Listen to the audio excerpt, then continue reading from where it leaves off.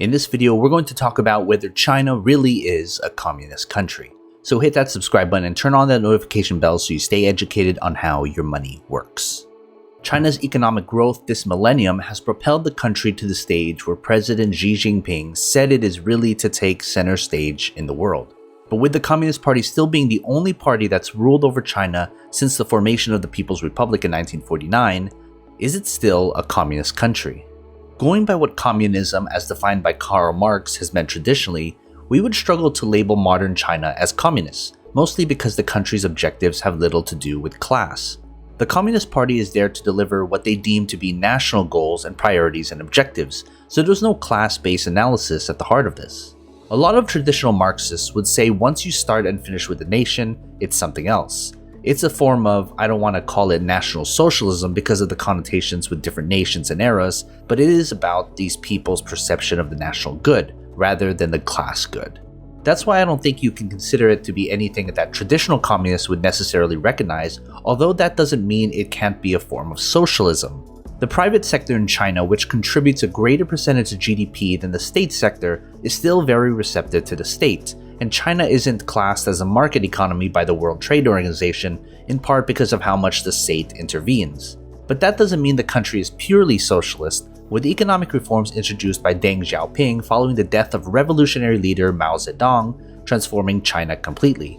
Xiaoping was influenced by Singapore, French socialism, and the power and wealth of America. That basically informed his thinking, which culminated in various slogans that people now repeat contributing to Xiaoping, such as, "It doesn't matter whether the cat is black or white, as long as it catches mice."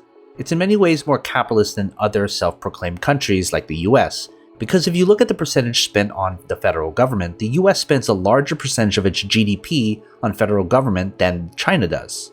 The problem is that nobody practices pure capitalism. Even the US has a terrible mix of private and public. If you look at who are the investors of high-tech companies, you've got the CIA in it, you've got the State Department involved, and all those other things. Things look a little more socialist when you consider that the Chinese government owns all land in China, although that's not too different than the United States. If you own property in China, you are buying sort of like a land lease for a century or whatever it is, and essentially you own the property but they remain the right of eminent domain, which frankly is true even in the US.